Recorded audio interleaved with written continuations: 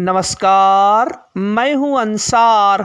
आप सबों का मेरे यूट्यूब चैनल में हार्दिक स्वागत है। झारखंड के तमाम सहायक अध्यापकों को मेरी ओर से हार्दिक शुभकामनाएं। आपका भविष्य उज्जवल हो। साथियों, एक लंबी लड़ाई के बाद आज आप इस मुकाम पर पहुंचे हैं, लेकिन अभी भी कुछ बाकी है। जैसे एक मांग, वेतनमान।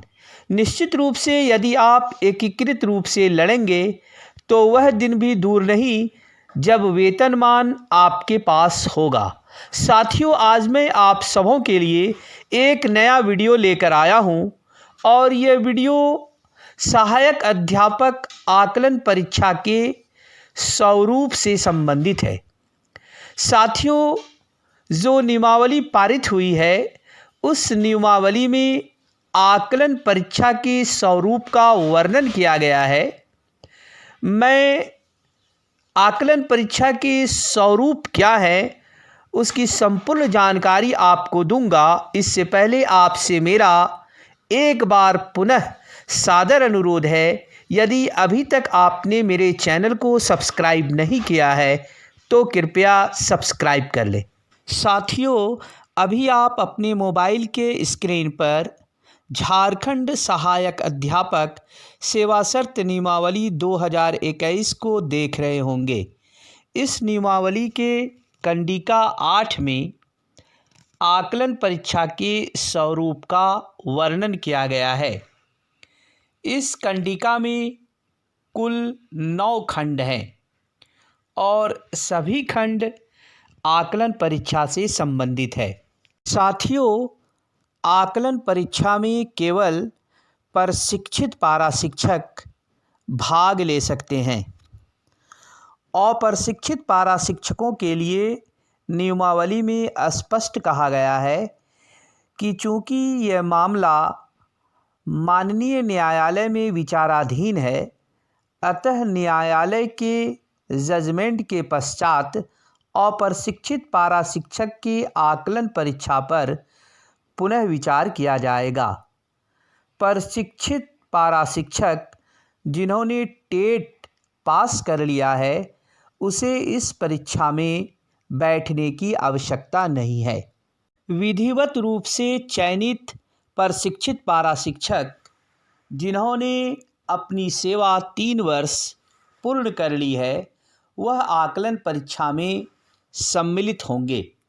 साथियों, आकलन परीक्षा में वैसे प्रशिक्षित पारा शिक्षक सम्मिलित हो सकेंगे जिसकी शैक्षणिक और प्रशैक्षणिक प्रमाण पत्र जांच होने के उपरांत वैध पाए जाएंगे।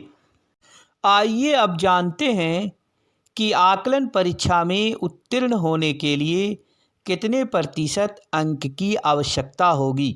साथियों, सामान्य कोटि के शिक्षकों के लिए 40% अंक लाना अनिवार्य होगा, जबकि आरक्षित कोटि के शिक्षकों के लिए 35% अंक की आवश्यकता होगी।